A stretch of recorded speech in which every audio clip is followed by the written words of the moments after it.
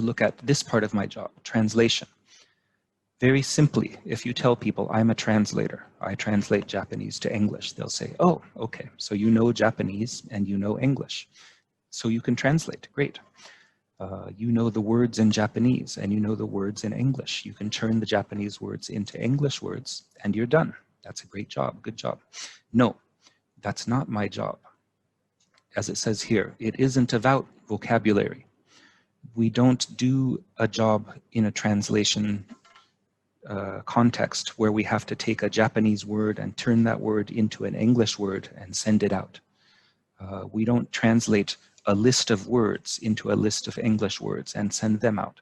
We read a whole text, a whole article for my website, a whole article for the magazine we're working on, a whole report for the company. We have that whole report in our hands, and that report does something. It accomplishes something for the Japanese readers. We want to accomplish the same thing for our English readers.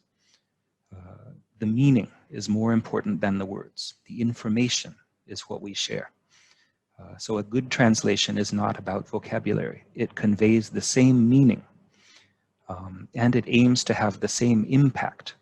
If you have a speech given in Japanese by a Japanese politician, and the politician is very angry about Prime Minister Abe, or very angry about nuclear power, or very angry about North Korea, that anger is a part of the information. We want to make sure our English gives that emotion also, not just the vocabulary. We want to have the same impact on the reader. If you're translating literature, literature might make you feel very happy, very uplifted. It might make you feel very sad. It might make you think very hard about the problems of the world. We want our English translation of that Japanese text to do the same thing to the English readers. So we think very hard about those readers. How can we have that same impact?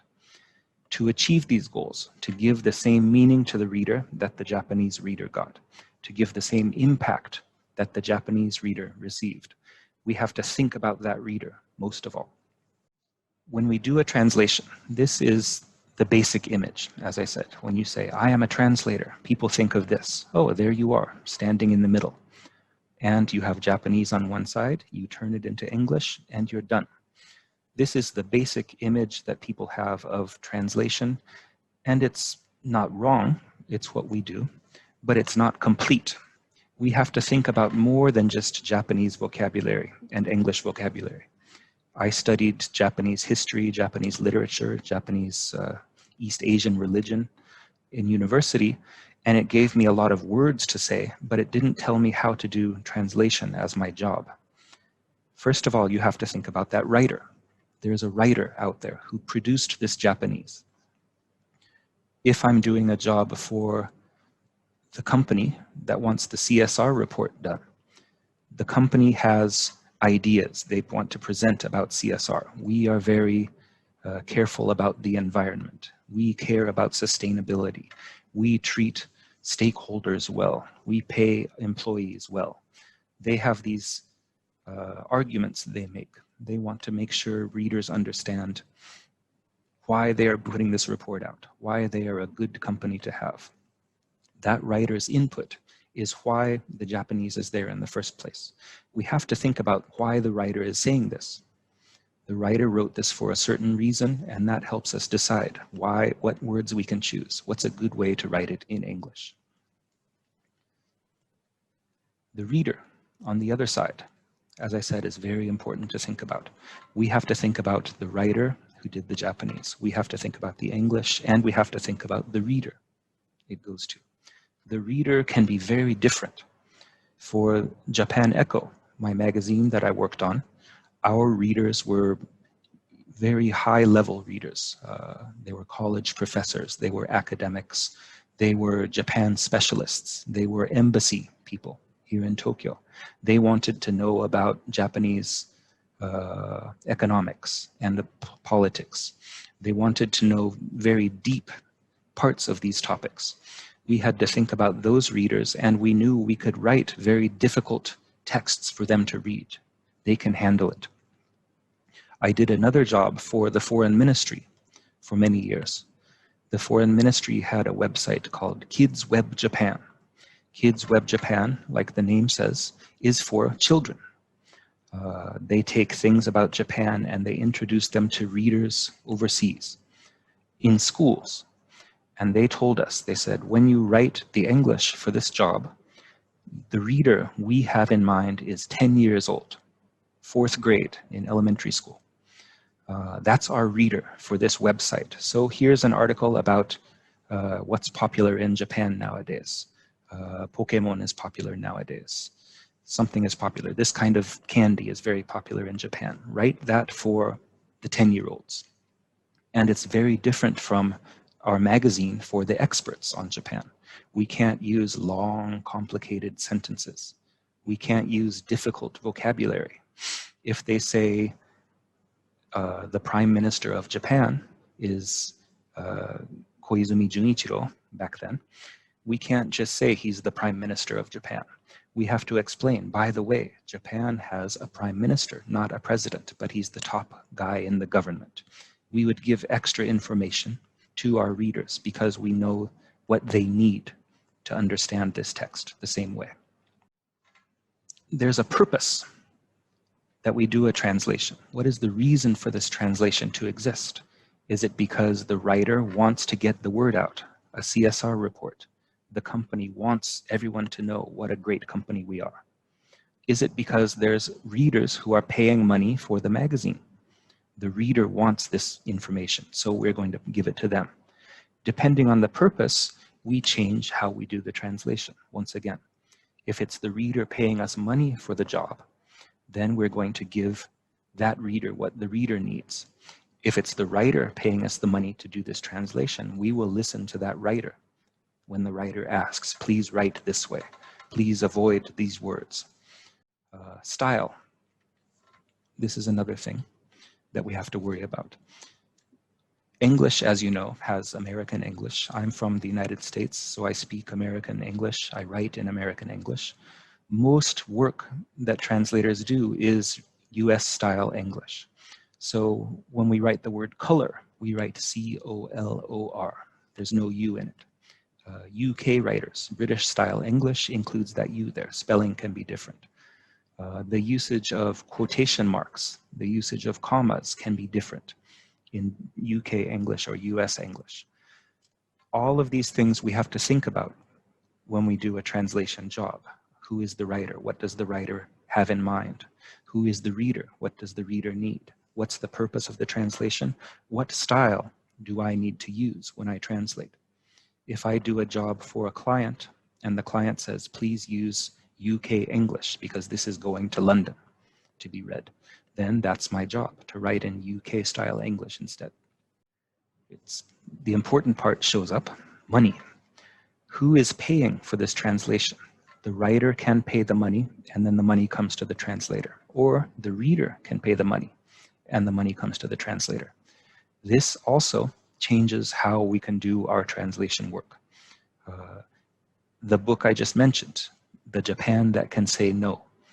There's 2 versions out there. One version, the reader side paid for it, the American government. One version, the publisher paid for it and the publisher had to get permission from the writer side. So the writer controlled what translation could come out and how the money could go to the translator. This also changes how we do our job, what we think about, what kind of image we present when we give the translation of a Japanese text, of a Japanese speech, a Japanese book.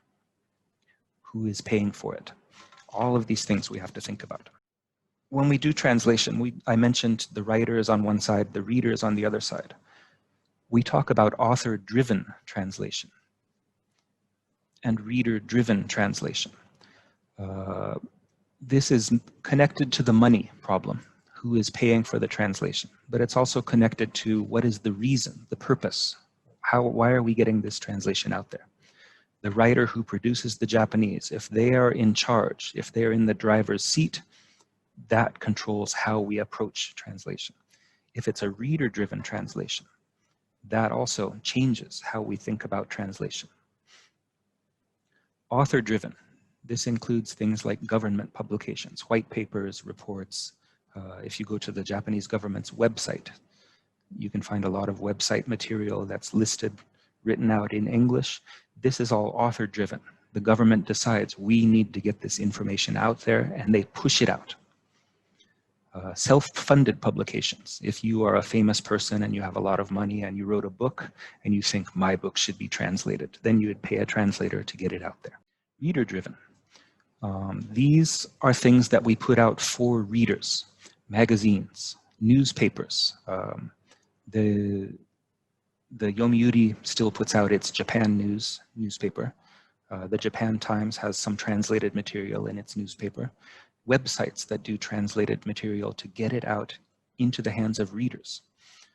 These things are reader-driven because we think about what the reader wants to know. My website, nippon.com, is reader-driven. We think about what our readers want to know about Japan, and we get that out there. Some government and corporate work also. Public relations, investor relations. When a company wants to do IR or PR, it doesn't just say, this is our information. Here, take it or leave it. It thinks from the other side. The readers will respond well to this. Let's do it in this way.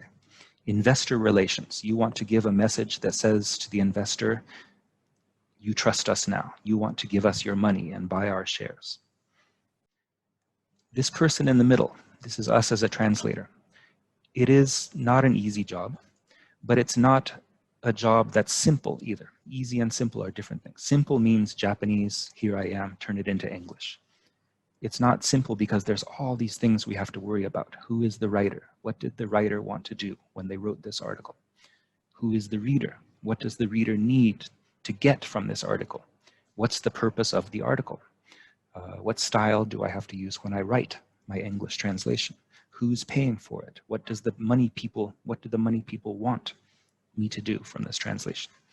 All of these things are what we have to consider. And like I said, I don't think computers can consider all these things. Human beings can. The human being is more flexible. The human being can worry about, is it a young reader who doesn't understand difficult words, or is it a talented expert who knows all this stuff? The reader, the writer, and the translator in the middle, all these are human beings, and so I'm confident that it will continue to be a human job. There are parts of translation that will go away from humans and be sent to the machines, but there's always going to be a lot of it left because of all of these issues we have to worry about.